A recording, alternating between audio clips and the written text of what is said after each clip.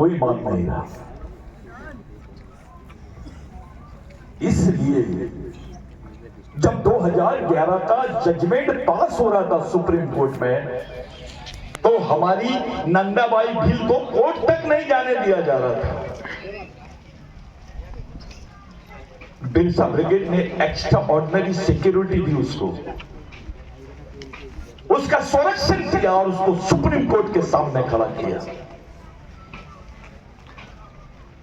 आज supreme court ने 2011 में बोला कि भील वंश के लोग भी आदिवासी है, वो इस देश के मूल मालिक है, इस देश के, उनकी संस्कृति यहां के हिंदू भाइयों से अलग है।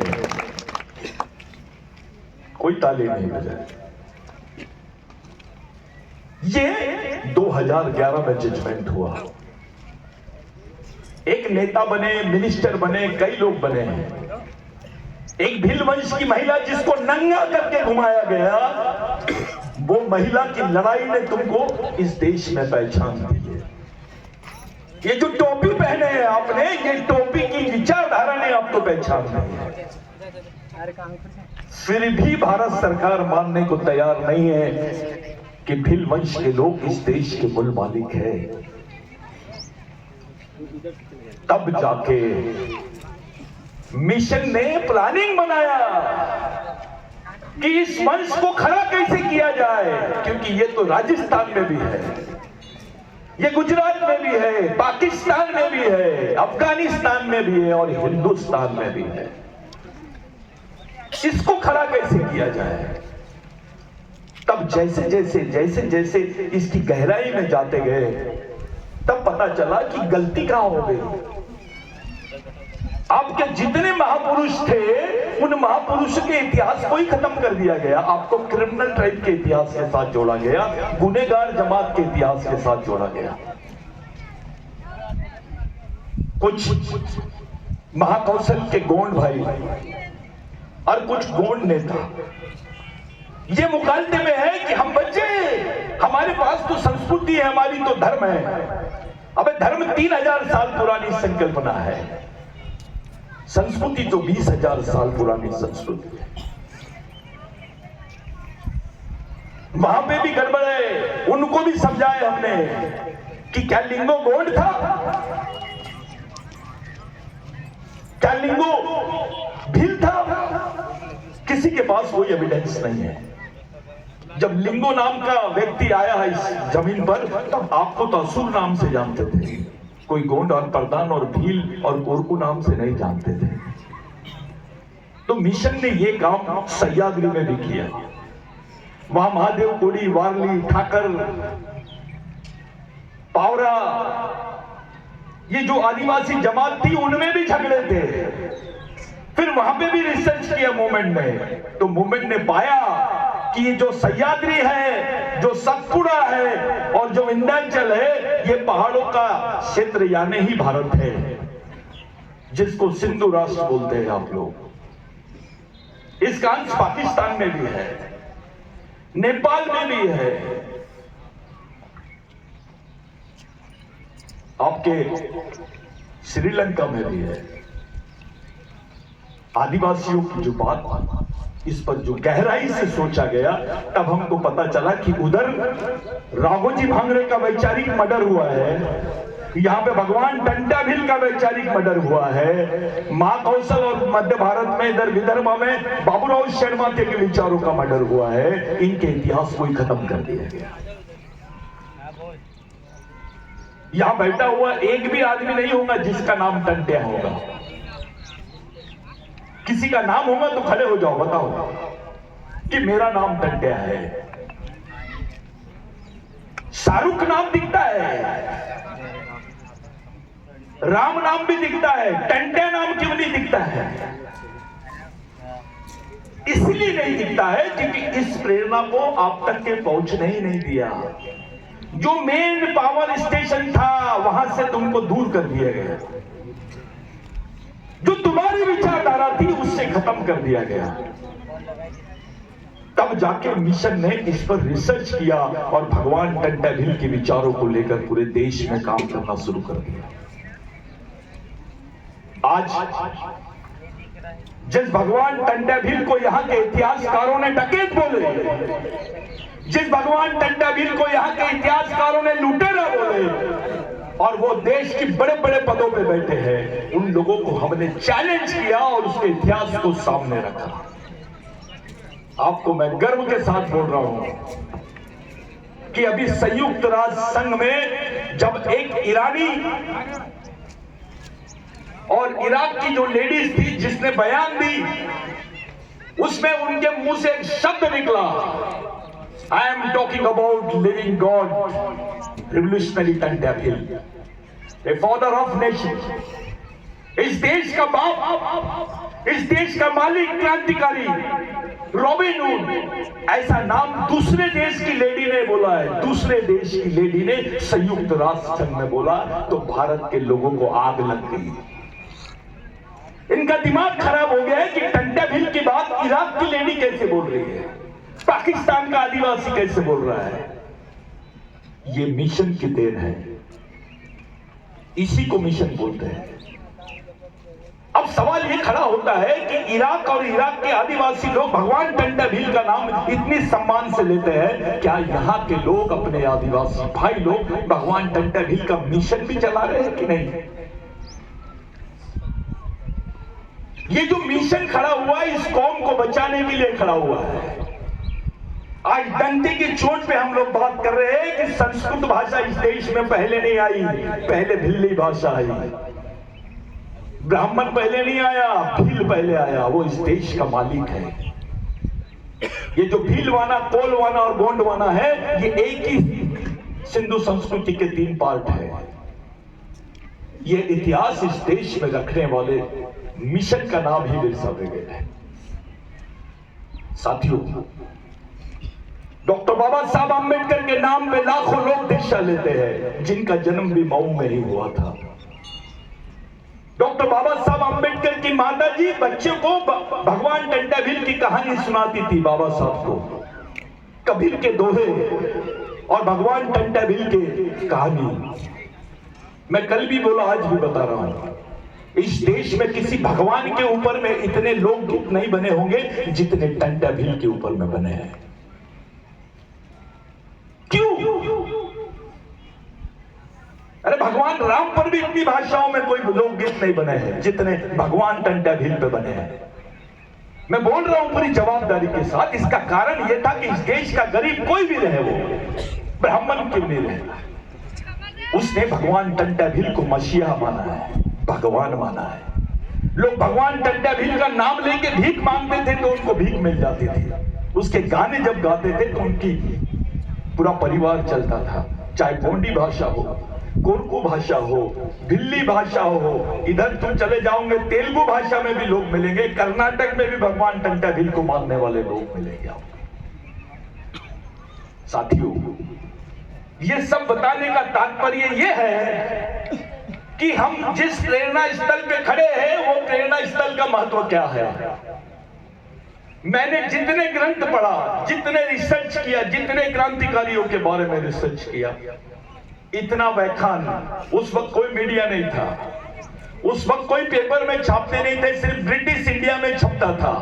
और मैं आपको खुल के बता देना चाहता हूं, भारत सरकार ने जितने आर्टिकल टंटा भील पे नहीं छापे, उतने ब्रिटेन सरकार ने छापे। लंदन में टंटा भील के बारे में छापा गया, इसके एविडेंस मिले हैं। अरे अंग्रेज तो दुश्मन थे,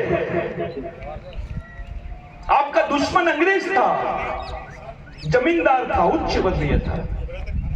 लेकिन जब अंग्रेज यहां से गए तो उन्होंने वहां जाके बयान दिया कि we have seen a living god, यानी हमने जिंदा भगवान को देखा है।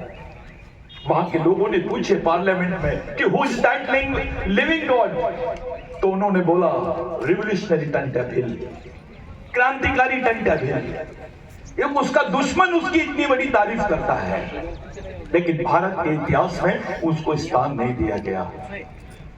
साथियों, इसलिए स्थान नहीं दिया गया कि अगर आप में टंटा भील की विचारधारा होती, आज अगर उस वक्त एक जनरेशन, 2 जनरेशन चूक गई हमारी, अब तीसरी जनरेशन है जो भगवान टंटा भील की शरण में आई है।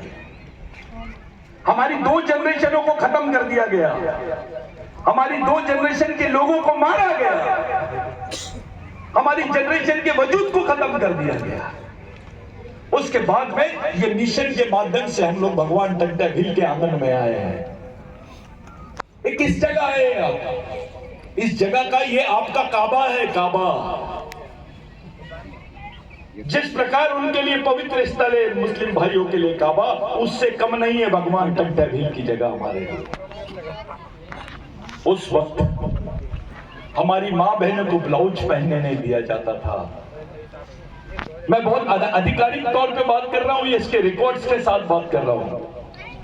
ये बात मैं नहीं लिख रहा हूं, अंग्रेजों ने लिखा कि वहां के आदिवासी और बाकी महिलाओं को, ओबीसी दलित महिलाओं को ब्लाउज नहीं पहनने दिया जाता था, उस पे भी टैक्स लगता था। आप सोच सकते हैं कि तुम्हारा शोषण किस हद तक के हुआ होगा।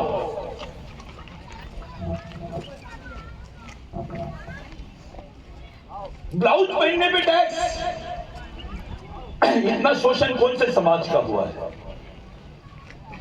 1932 के पहले जितने आदिवासियों को मारा गया, आप लोग एफआईआर रिकॉर्ड निकाल लीजिए, एक भी आदिवासियों के नाम पर यानी किसी के हक में वो एफआईआर नहीं है, क्योंकि आप तब तक के क्रिमिनल ट्राइब थे।